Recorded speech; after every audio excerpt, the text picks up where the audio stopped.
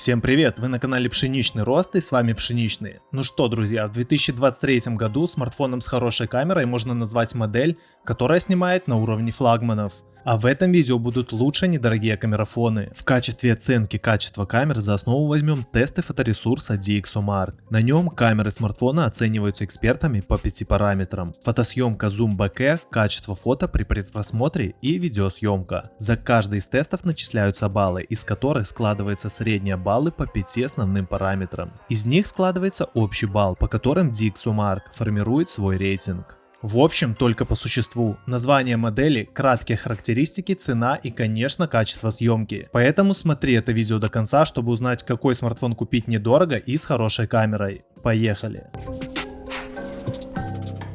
Восьмое место нашего рейтинга и рейтинга DxOMark занял Samsung Galaxy A54 5G. Цена на него стартует от $350.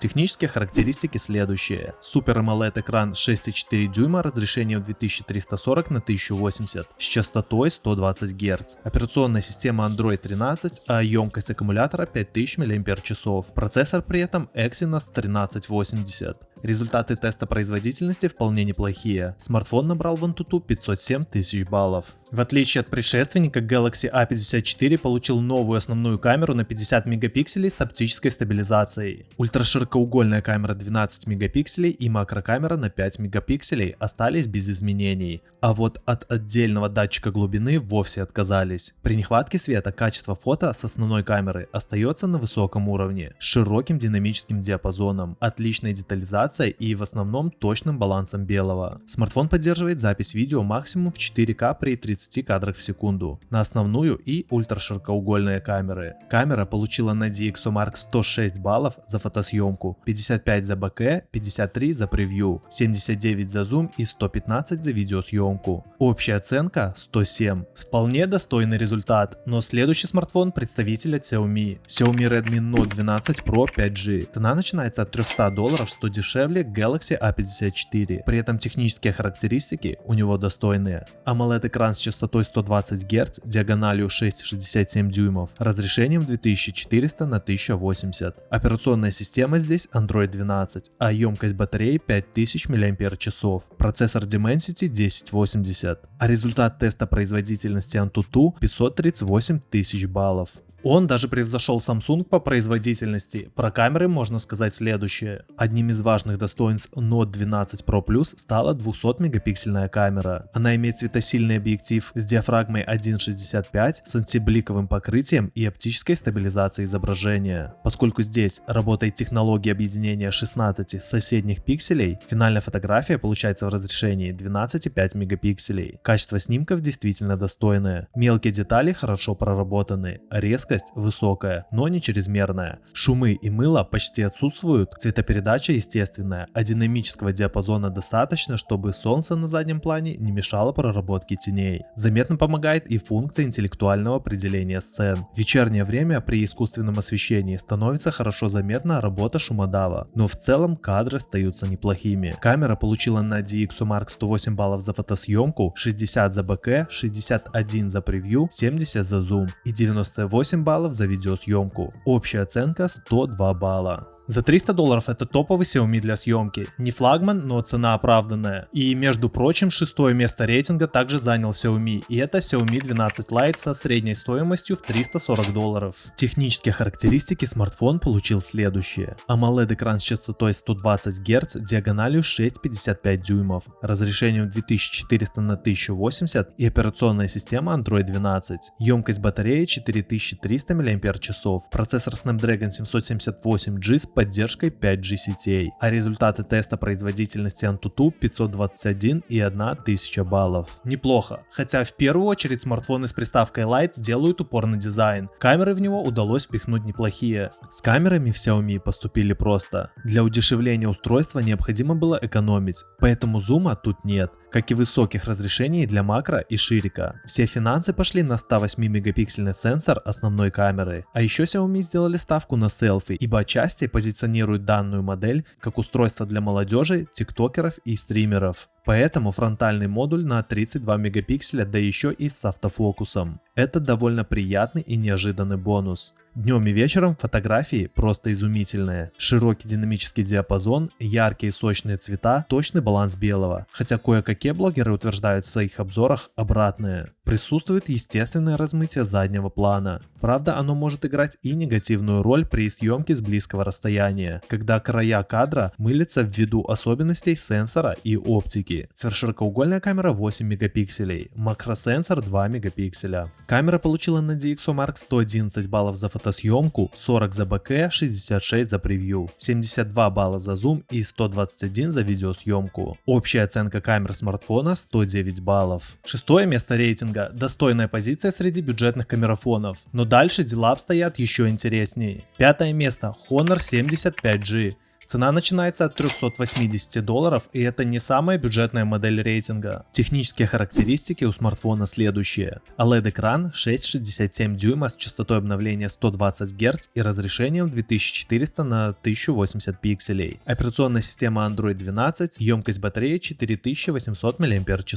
Процессор Qualcomm Snapdragon 778G с поддержкой 5G сетей. Результаты теста производительности AnTuTu 545 тысяч баллов. Камеры, которые заслужили доверие пользователей, заслужили свою оценку не просто так. Смартфон Honor 70 оснащен набором из двух полноценных тыльных камер, основной и широкоугольной. Третьим к ним добавлен 2-мегапиксельный модуль для оценки глубины сцен. Фронтальная камера 32 мегапикселя. Перед нами, конечно, не флагман, но качество фотосъемки здесь на очень высоком уровне. Даже в сложных условиях освещения динамический диапазон позволяет полностью проэкспонировать цвета и тени. Завалов и пересветов нет, детализация довольно высокая, и хотя к краям кадра она ожидаемо падает, откровенных смазов по краям все-таки не наблюдается. Так что оптика качественная. Шумов на дневных снимках нет, явного перешарпа тоже. При этом камера получила на DxOMark 115 баллов за фотосъемку, 55 за БК, 60 за превью, 77 за зум и 129 баллов за видеосъемку. Общая оценка 115 баллов, и это пятое место нашего рейтинга. Ссылки на этот и другие камерафоны рейтинга будут в описании. Обязательно зайди и посмотри. И давай сразу к четвертому месту. Xiaomi Redmi Note 12 Pro Plus.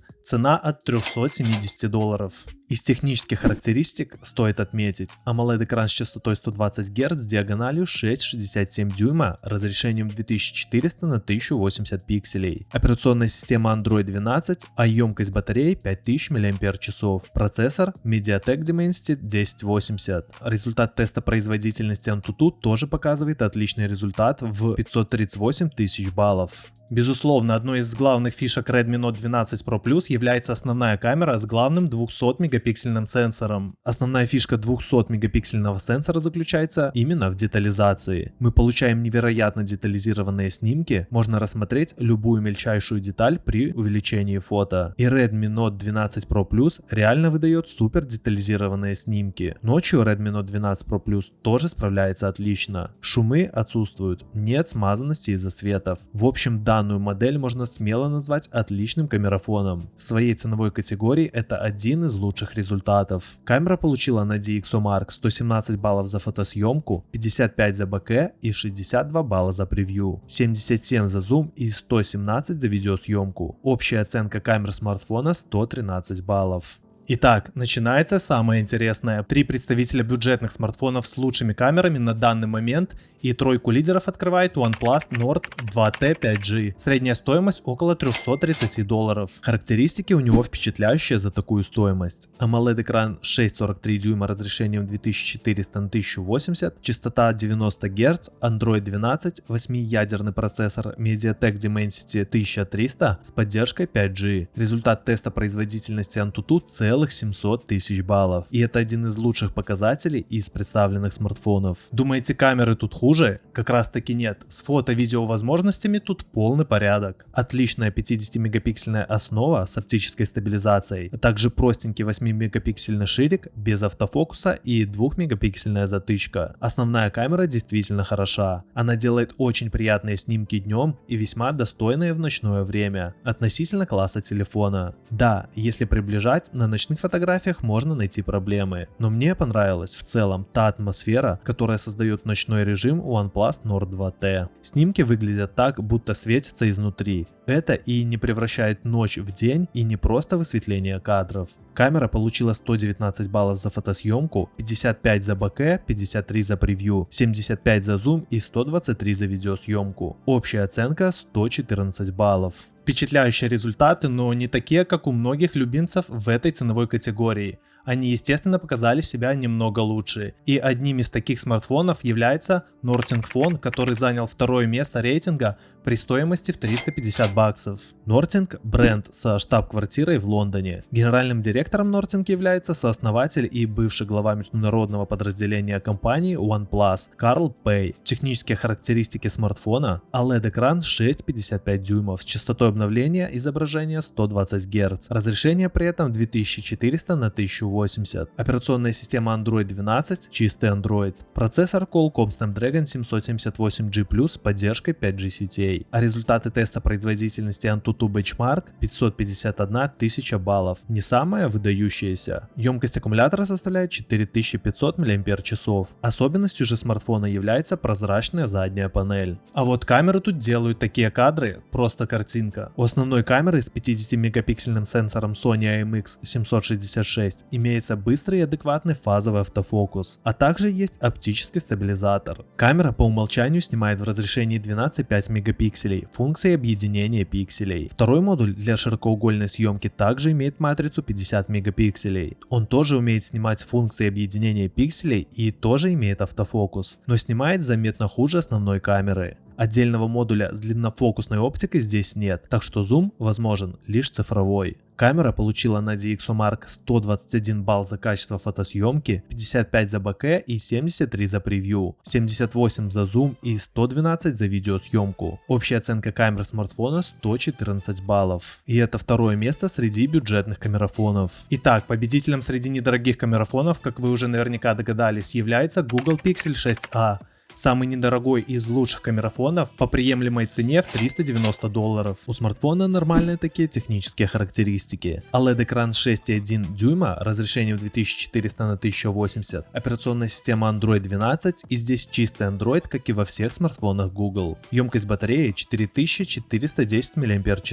Процессор Google Tensor с поддержкой 5G. А результаты теста производительности AnTuTu не больше и не меньше 705 тысяч баллов. По камерам тут, как и у всех смартфонов Google, полный порядок. У инженеров Google есть такая игра: взять сенсор изображения 4-летней давности и попытаться выжать из него все алгоритмами и нейронками. До сих пор им это удавалось. Sony IMX363 установлен почти во всех смартфонах компании, начиная с Pixel 3 3XL, и каждый раз они фотографировали все лучше. Казалось, что в шестое поколение Google наконец перейдет на современные датчики от Samsung, но Pixel 6a снова эксплуатирует IMX363 и весьма успешно. Модуль 12,2 мегапикселя. К нему в пару поставили 12-мегапиксельный широкоугольный датчик IMX368, который также стоит во флагманских Pixel 6 6 Pro. Телеобъектива здесь нет, но есть терпимый двухкратный цифровой зум. Смартфон стабильно выдает отличные фотографии даже при слабом освещении. Фотографии, снятые на Pixel 6a, вряд ли вызовут восторг профессионалов, но с этим смартфоном точно знаешь, что в подавляющем большинстве случаев он не разочарует. Этого же описания заслуживает и фронтальная камера. Оценка от DxOMark: 133 балла за фотосъемку, 65 за боке, 67 за превью, 74 балла за зум и 126 за видеосъемку. Общая оценка 122 балла, и это лучший показатель среди смартфонов в такой ценовой категории. Напиши в комментариях, если знаешь смартфоны с отличными камерами и ценой, которые не вошли в этот рейтинг. Про подписку и лайк не забывай, и смотри вот это видео, если ищешь лучший камерафон независимо от бюджета. Тут точно будут модели на любой вкус.